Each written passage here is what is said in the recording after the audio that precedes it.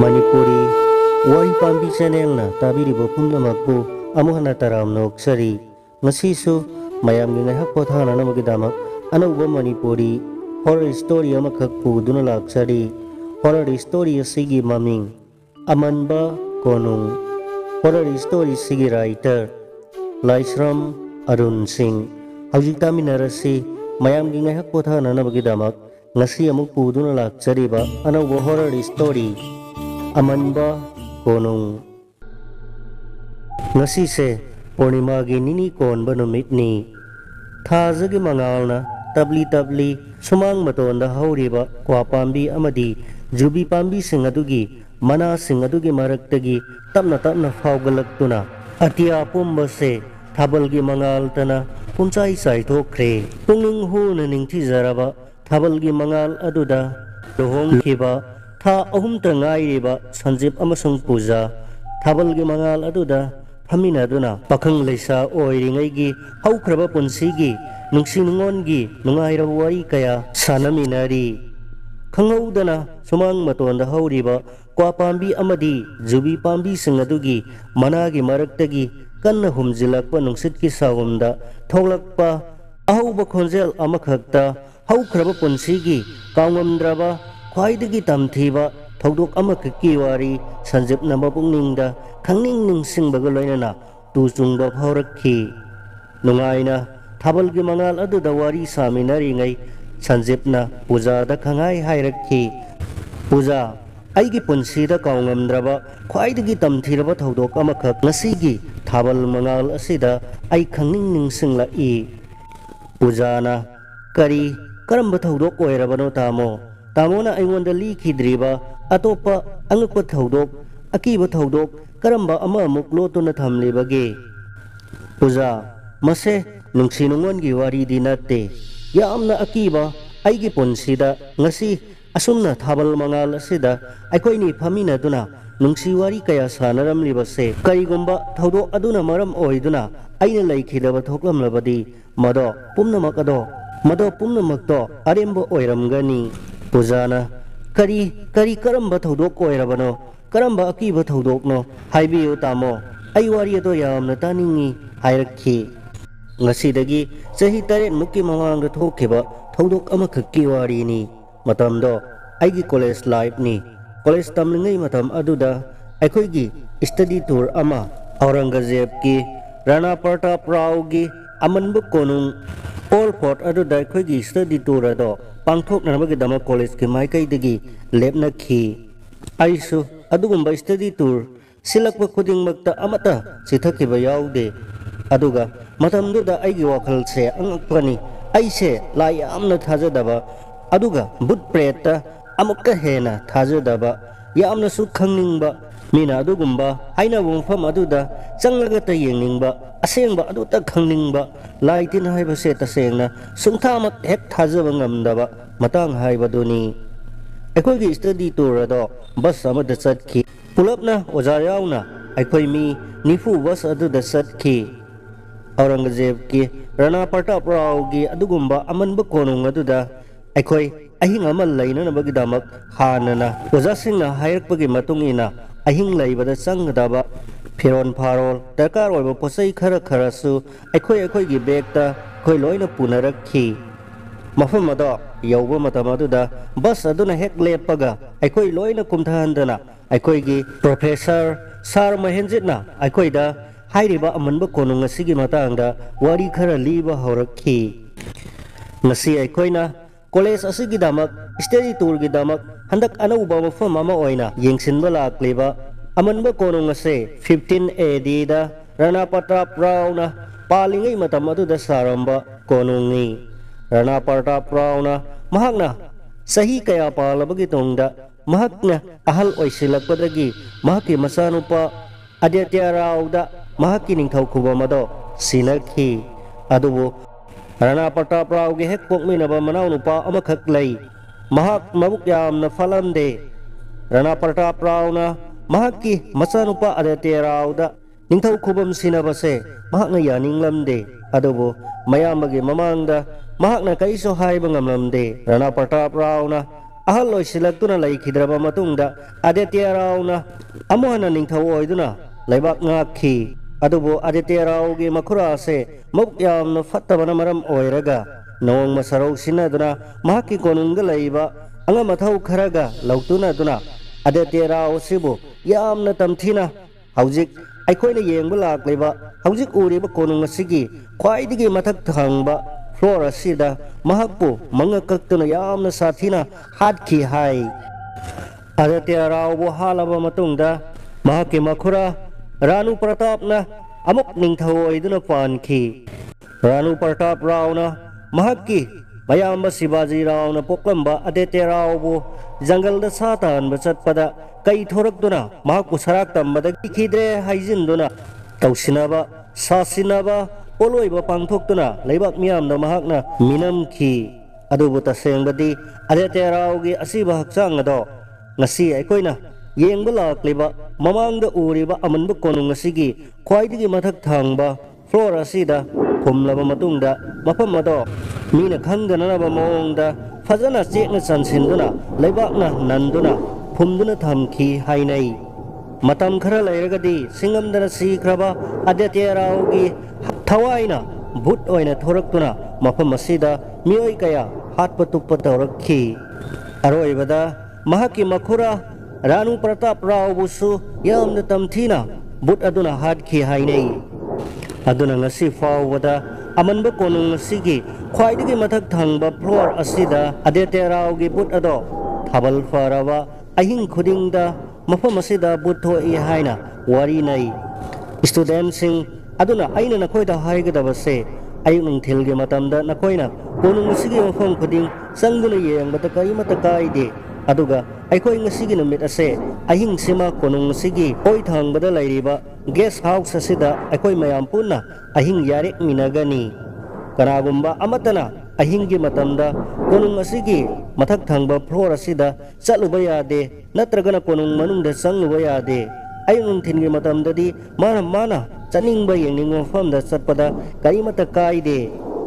asigumba jackson wa khara aikoina bus dagi kumthadringaida Professor aduna hairakhi aigi wakhalda kaigumba ama khanglak lakhi mausa dagi but pret laitin kaya thajagandaba aigi thamoida aina kazana haire wofam aduda tasengna but pret haibase leibra haina changyeng ningbagi ikhaulangbba amakhak aingonda kanna faurakhi ayung thilgi matam aduda aikoi mayam koiba yaba koire konung adugi yengba yaba mafam kaya su yengle numidang wai oi silaklabada guest house aduda aikoi mayam ahing yarek nanabagi damak aikoi na yumdagi pujarakpa phiron chaklon mayam ado sem chaduna wajana oja singgi aduga nupi singna makoigi group ama nupa singgi oiba tonganba ama aikoi loina semna duna tumna nabagi damak sem sanaba loire imanaba mayam su wari sa duna wari watai tauduna ahing ado hana thenga phawba lairambadagi magi tumning narakduna tumba haunakhre aisu ngaihaktang tumsinaduna laire ngaihak lairagadi magi tumin tumna khiduna mafam ado unwai muksikre tanja aduda ai tapna hogalakhi aina khutta torchlight ama pairaga tuminna mafam adudagi thorakhi matam ado purnima naksilakpagi thabalna pingau fauna yamna ngana mafam ado kayada ningthina fajariba aigi wakhalda first floor aduda chaningbagi ikhaulangbba ma yamna kanna faurakhi aina ithanata tuminna torchado kaptuna konung aduda sanglakhi konung adugi mafam mayamba mai loina thali adubu maigi mangal yauda mafam kharada aina torch kaptuna konung adugi siri aduda tapna kakhalaklamni aigi sada akiba haibado mache amata fauramde kasin koya maingal yaudong kham kayada aina torch kaptuna Aditya Raugi thawaina but oina thoi haibado tasengna summi sumde haibado khangningduna koyeng yengba honakhi aikoigi history gi professor na haikiba Aditya Raugi asiba hakchang phungki hairiba konung adugi khwaidagi mathak ithang thangba floor aduda ai kakhalakhi mathak ado ihang hangladana thabalgi mangalna pungau ngauri pungau ngauna sandokriba thabalgi mangal aduda ꯄꯤꯛꯅ ꯊꯥꯜꯂꯤꯕ bulb ꯑꯗꯨꯗꯒꯤ ꯊꯣꯔꯛꯄ ꯃꯩꯉꯥꯜ ꯑꯗꯨꯗ ꯃꯐꯝ ꯈꯨꯗꯤꯡꯃꯛ ꯂꯣꯏꯅ ꯁꯤꯟꯕ ꯊꯨꯡꯅꯗꯤ ꯎꯕ ꯐꯪꯗꯦ꯫ ꯑꯩꯅ ꯇꯣꯔꯆ ꯄꯤꯠ ꯄꯤꯠ ꯀꯥꯞꯇꯨꯅ ꯃꯐꯝ ꯈꯨꯗꯤꯡ ꯌꯦꯡꯉꯤ꯫ इखंग खंगौदना मियोय अमा मतुंग अंथोक्लगा लेप्तुना लैबदो अइना उरमी। महक्तो उबदाई स्वाइदि लाउई अदुबो अइना मदो मूर्ति असाबा ओइना खनखी। नाकलदा थंसांग अमसु येपी अइगी टोर्चतो काप कापतुना मूर्ति अदुगी मनाक्ता अइ चंगसिनखी। मनाक योरक्पमक्तदा महक्की मकोक अदो खंगलै लैथोरक्खी। अदुगा महक्की तमथीरबा माइथोंग अदो अइना हेक उरुबदा अइहक पाखतमनखिबना बेत लाउना फमथै। अदुदगी मकोक अदो फिल्मदा तौबगुमना उरुरु लैरगा महक्की नाकलदा येपलिबा थंसांग अदो खंगसत सतखी। मदुगी अहुबा मखोल अदो अइना ताबमक्तदा किगंदबा अयसे किखिबना हक्सांग से याउरी हाइ फाउबा खंगखिदे।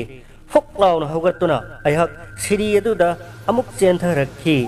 तुंगदा अइना मूर्तिनी हाइना खलंबा सक्तम अदुना अइबु तानरक्खी। थोन मिसांगना अतियादा पुमलंग लंगना उकेट काफेट ngayakki mamangna ngalamba aduga thabalgi mangalna fingau fauduna puman ngalamam famado pumammam silakhi aduga loinana nung khakpugi makhol taduna nung kanna surakhi kadomdano haiba mafam marang khangdana aina ningmang poichen chen khi tunghanduna aigi torsaduna kap kaptuna tamthiraba saktam aduna aibu adumak leptana tanarakli nongado pumchot chona aina mafam marang khangdana seli mahakki sangaba thangsang ado haigatuna ngangla nungsa amagi matawgum aigi tungda tanarakleibado aihak upai leitraduna aigi lakminaba marup mapang amadi oja singbu ningsinglakhi makoigi ming panduna aina koikau kauki koilau lauki mafam marang khangdana aina senbaduda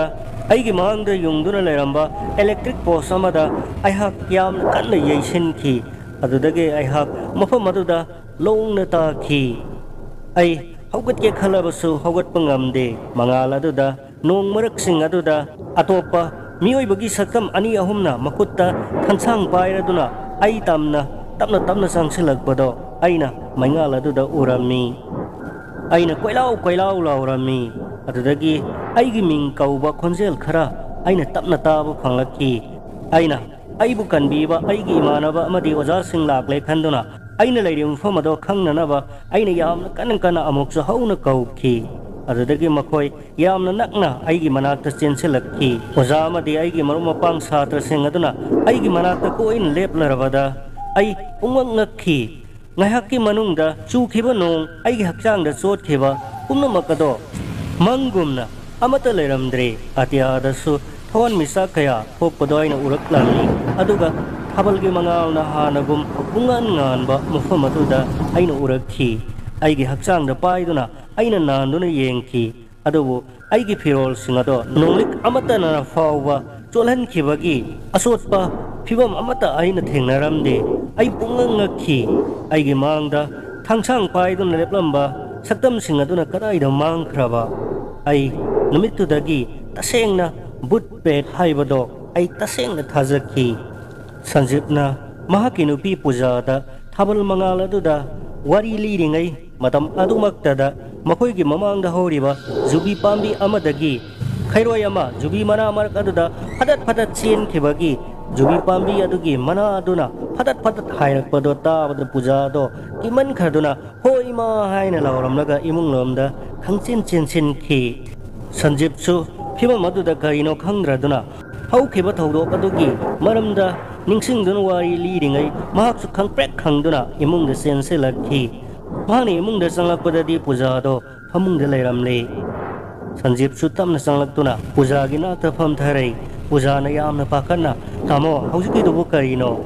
sanjipna aina khanbada sa khairoi gumba jubi sana nabagi makoi masel khadaba mali pujana muk makha tarakhi adudi tamo ngasai oja sing ado lakaba matungdadi kamdaukhre wari makha leitrabra hoi wari ado loire haibadi yare aina gyan tarakpada aige akoibada chhatra sing amadi oja singna yamna kanna maru oina khoigi sar professor mahendrana aibu yamna thina ngangduna lerami magna haibu ado aina indabagi damak aibu yamna kanna sauramki ꯆꯩꯔꯝꯈꯤ ꯃꯈꯣꯏ ꯂꯥꯛꯂꯝꯗ꯭ꯔꯕꯗꯤ ꯑꯩꯒꯤ ꯄꯨꯟꯁꯤ ꯀꯔꯤ ꯑꯣꯏꯔꯝꯒꯅꯤ ꯑꯩ ꯍꯥꯏꯕ ꯉꯝꯗꯦ ꯑꯩ ꯅꯨꯃꯤꯠꯇꯨꯗ ꯑꯩꯒꯤ ꯑꯔꯣꯏꯕ ꯑꯣꯏꯔꯝꯕꯁꯨ ꯌꯥꯏ ꯑꯍꯤꯡ ꯑꯗꯨꯗ ꯊꯣꯛꯈꯤꯕ ꯊꯧꯗꯣꯛ ꯑꯗꯨꯒꯤ ꯋꯥꯔꯤ ꯑꯗꯣ ꯑꯩꯅ ꯃꯔꯨꯞ ꯃꯄꯥꯡ ꯑꯃꯗꯤ ꯑꯣꯖꯥꯁꯤꯡꯗ ꯑꯩꯅ ꯀꯞꯅ ꯋꯥꯔꯤ ꯑꯗꯨ ꯂꯤꯈꯤ